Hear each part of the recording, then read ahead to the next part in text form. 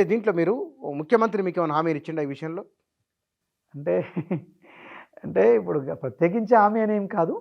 కాకపోతే ఎన్నికల సమయంలో ఏఐసీసీ ఇన్ఛార్జ్ మాణిక్రావు ఠాక్రే గారు నేను మిర్యాలగూడ టికెట్ని ఆశించాను. మిర్యాలగూడ ఎమ్మెల్యే టికెట్ని ఆశించాను. అంటే చట్టసభల్లోకి మా ప్రతినిధి ఉంటేనే కదండి హ్యాండిక్యాప్డ్ ఇష్యూస్ మాట్లాడగలిగేది. నాకు ఈ కన్సెంట్ ఉంది, నేను మాట్లాడగలను. సొంత ప్రభుత్వంలోనైనా మాట్లాడగలను, పరాయి ప్రభుత్వంలోనైనా మాట్లాడగలను. ఎందుకంటే నేను బేస్ ఉద్యమాల నుంచి వచ్చాను. కాబట్టి నేను చట్టసభల్లో ఉండాలనుకున్నాను. కానీ అనివార్య కారణాల వల్ల మనకు అది రాలేదు. ఆ టైంలో మాణిక్రావు ఠాక్రే గారు ఉండి హ్యాండిక్యాప్డ్ కార్పొరేషన్ చైర్మన్, అది నీకే కదా, అది చేస్తాను, నువ్వు విజయ సంకల్ప యాత్ర చేయండి. అసలు విజయ సంకల్ప యాత్ర వారు చేయమనలేదు, కానీ రాష్ట్రం మొత్తం వికలాంగుల ఓట్లని పోలరైజేషన్ చేయండి, వితంతువులు వృద్ధుల ఓట్ల కోసం కూడా పనిచేయండి. మీ కమ్యూనిటీ, నా పెరిక కుల కమ్యూనిటీ ఉంది, దానికి కూడా పెరికల రాజకీయ ఐక్యతకి కార్పొరేషన్ సాధన సమితి అని దానికి చైర్మన్ నేనే ఉన్నాను. ఈ వర్గాలని పోలరైజేషన్ చేయండి. అదే టైంలో ఒకటి మా ఎమ్మెల్యే ఉండే 5 సార్లు ఎమ్మెల్యే గంప గోవర్ధన్ గారు మా కులమే. ఇప్పుడు కేసీఆర్ ఇప్పుడు ఒకళ్ళు ఒక సీట్లో పోటీ చేస్తే చాలండి జనరల్గా. ఇప్పుడు కేసీఆర్ తను ఒక సీటు ఉండంగా కూడా పెరక బిడ్డ ఒకే ఒక ఎమ్మెల్యే, టోటల్ ఎంటైర్ పాలిటిక్స్ మొత్తం రాజకీయాల్లో మాకున్న ఒకే ఒక ఎమ్మెల్యే టీఆర్ఎస్లో ఉండే గంప గోవర్ధన్ ఉండే మా కులానికి కామారెడ్డి. ఆ సీట్ని గుంజుకున్నాడు కేసీఆర్ గుంజుకున్నాడు. నిజంగా పెరక కులం అది చాలా ఆగ్రహించింది. వాస్తవానికి కేసీఆర్కి పెరక కులం చాలా చేసింది, కానీ అది అతనికి విశ్వాసం లేదు ఆ అంశంలో. 5 సార్లు గెలిచాడు, ఆరోసారి గెలుస్తాడు అనుకున్నారు, అతనికి టికెట్ని కోసేశారు.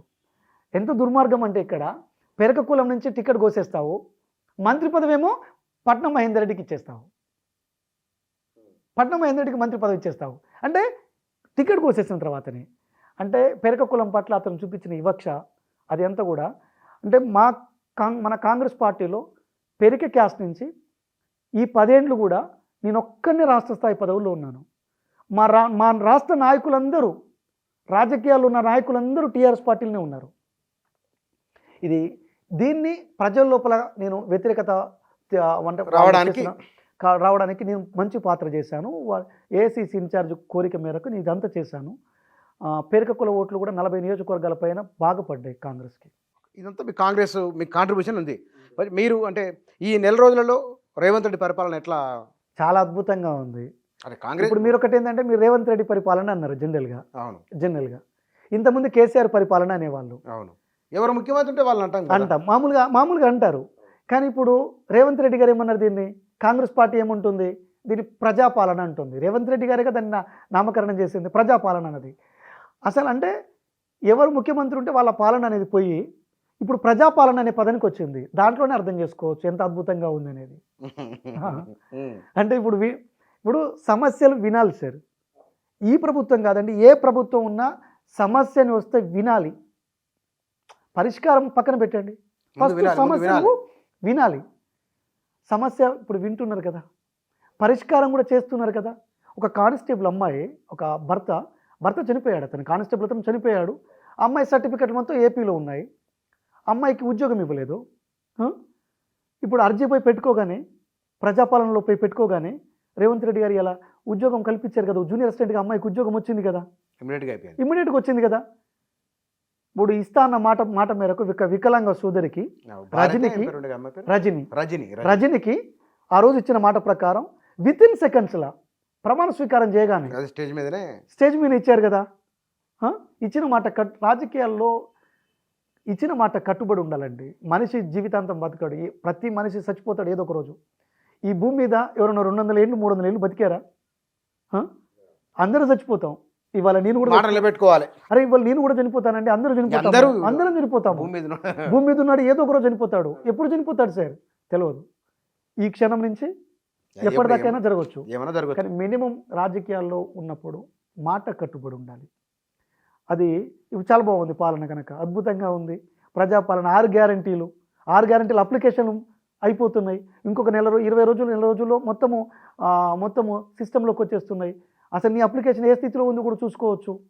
ప్రజాపాలనలో కూడా, ప్రజా దర్బార్లో కూడా ఇచ్చిన అప్లికేషను అసలు మన అప్లికేషన్ ఎక్కడుంది అది ఏ స్థితిలో ఉందో కూడా తెలుసుకోవచ్చు, అంతే ఆన్లైన్ పబ్లిక్ పారదర్శకంగా ఉండే ప్రయత్నం చేస్తున్నారు. పారదర్శకంగా ఉండే ప్రయత్నం ఇప్పుడు జరుగుతుంది. నెక్స్ట్ మీ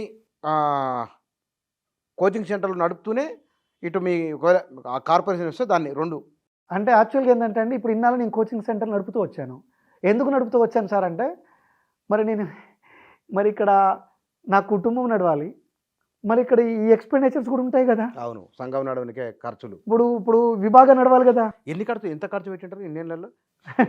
చాలా పెట్టానండి. ఎందుకంటే వేరే చందాల చెరువులో కూడా ఒకటి తక్కువ. అంటే యాక్చువల్గా ఒక మాట ఏంటంటే, ఇప్పుడు మనము ఖర్చు పెట్టుకుంటూ పోతుంటే అర్థం కాలేదు, పెడుతూ ఒకేసారి టర్మ్ అయిపోయేసరికల్లా చూసుకుంటే చాలా ఇబ్బంది అనిపించింది, చాలా ఇబ్బంది అనిపించింది. తర్వాత కోచింగ్ సెంటర్ కొంచెం అప్పుడప్పుడు నడవబట్టి మంచిగా, ఇక్కడ కోచింగ్ సెంటర్ కూడా మన ఎన్నికలు వచ్చేసరికి మూసేస్తుంది నేను. ఎందుకంటే ఎన్నికలు వచ్చాయి, సడన్గా ఒక బై ఎలక్షన్ వచ్చింది, ఇప్పుడు నేను ప్రచారానికి వెళ్ళిపోవాలి. కోచింగ్ సెంటర్ ఉంటే నేను పాఠం చెప్పాలి, నేను పొద్దున్న లేస్తే అగైనిస్టు మరి ఎట్లా నడుస్తుంది? వీళ్ళకి పనిచేశాను. ఎవరికి? కేసీఆర్ ప్రభుత్వానికి వ్యతిరేకంగా, అంటే ప్రజలకు అనుకూలంగా పనిచేశాను. ఎంత దుర్మార్గం అంటే కోచింగ్ సెంటర్ పరంగా ఉస్మానియా లాంటి యూనివర్సిటీలో లైబ్రరీల దగ్గర, ప్రైవేట్ లైబ్రరీల దగ్గర నా కోచింగ్ సెంటర్కి జనాలు రావద్దని చెప్పేసి నోటీస్ బోర్డులు ఎతికిచ్చారండి నా మీద. ఎవరు? ఇంకెవరు ఎతికిస్తారండి? నేను పొద్దున్నైతే కేసీఆర్ గారి నిర్లక్ష్యం మీద, కేటీఆర్ నిర్లక్ష్యం మీద, కవిత గారి నిర్లక్ష్యం మీద, ఈ టీఆర్ఎస్ పాలన నిర్లక్ష్యం మీద నేను ఫైట్ చేశాను. సరే, వాళ్ళు కొన్నిసార్లు వికలాంగుల పదాలను తూలనాడుతూ మాట్లాడారు. నేను వారి మీద హెచ్ఆర్సీలో కేసులు పెట్టించాను. కేసులు కాలేదు సార్, అవి నేను ఇచ్చాను. నేనైతే హెచ్ఆర్సీలో కంప్లైంట్ ఇచ్చాను. కానీ అది టీఆర్ఎస్కి సంబంధించిన అనుబంధ సంఘాలు అవి అన్నీ కూడా నన్ను బాగా టార్గెట్ చేసినాయి. ఆయన ఇబ్బంది అయిందా మీకు? చాలా ఇబ్బంది అయిందండి. జనరల్గా ఏంటంటే కోచింగ్ సెంటర్లు అలా నెగిటివ్ ప్రచారము, దానికి తోడుగా ఏమి ఉపయోగించే వాళ్ళంటే, సార్ ఎప్పుడు పాఠాలు చెప్పాడు, సార్ ఉద్యమాలు చేస్తాడు, ధర్నాలు చేస్తాడు, అంటే ప్రజలు నమ్మడానికి వీలుగా ఉండేవి. అంటే ఒక విద్యార్థికి ఇది నిజం అనిపిస్తుంది. నేను ఎక్కడొక్కడ ధర్నాలు ఉన్న ఫోటో వేస్తారు అక్కడ. మరి ఎట్లా మరి నడుస్తుందా? లేదా నడుస్తుంది, కోచింగ్ సెంటర్ నడుస్తున్నాయి. నాకు సబ్జెక్ట్ ఉందండి, నేను చేసిన సర్వీస్ ఉంది. ఇప్పటికి క్లాసులు చెప్తున్నారా? ఇప్పటికి పాఠాలు చెప్తున్నాను. ఇంట్లో ఆన్లైన్ కూడా ఉంది నాకు. మరి అది ఉండబట్టే నేను రాజకీయాల్లో ఇన్నాళ్ళు నేను నెక్కకి రాగలిగాను. క్లాసులు చెప్తారు, ఆఫ్లైన్ క్లాసులు చెప్తారు, ఉద్యమాలు చేస్తారు, ఇవన్నీ చేశానండి. మరి అది లేకపోతే నేను ఎలా ఖర్చు చేయాలి? ఇలా అంతా డబ్బుతో కూడిందే కదండి. పైసలు లేకుండా ఎక్కడ అండి? ఏమి చేయలేం. నేను 2018లో అధికారం వస్తుంది అనుకున్నాము. ఈ కష్టాలని పోతాయని ఆయన అనుకున్నాను, పోలేదు. కానీ పోలేదు. ఆ టైంలో గవర్నమెంట్ వచ్చింది కదా. అంటే ఆ టైంలో నాకు ఒక చిన్న కారు ఉండే, ఇయాన్ కారు. నేను అమ్మాల్సిన పరిస్థితి ఏర్పడింది. ఇయాన్ కారు అమ్మేశాను. ఇల్లు కట్టుకుందాం అనుకున్న అంశాలు ఉంటాయి, అవన్నీ కూడా ఖర్చులు అయిపోయాయి. ఆ టైంలో ఇల్లు కట్టలేకపోయాము, ఇంట్లో కిరాయి కట్టలేకపోయాము. 3,000 రూపాయల కిరాయిలకు మారాను. నేను 4 నెలలు ఉన్నాను సింగిల్, లక్షలు సంపాదించి. అంటే సింగిల్ రూమ్లోకి మనం మారిపోయాము. ఒకటే ఒక చిన్న కిచెన్, ఒక రూమ్ ఉండేది జనరల్గా. మరి మీ ఇంట్లో మీ వైఫ్ వాళ్ళు బాధపడ్డారులే, కానీ పాపం అర్థం చేసుకున్నారు. అమ్మాయి అర్థం చేసుకుంది, జనరల్గా అర్థం చేసుకుంది. ఆ అమ్మాయికి కొంచెం నాకు బ్యాక్ సపోర్ట్ ఉంది. ఆ అమ్మాయి ధైర్యం కూడా నాకు చాలా సపోర్ట్ ఇచ్చింది. మళ్ళీ కోచింగ్ సెంటర్లు స్టార్ట్ చేశాను.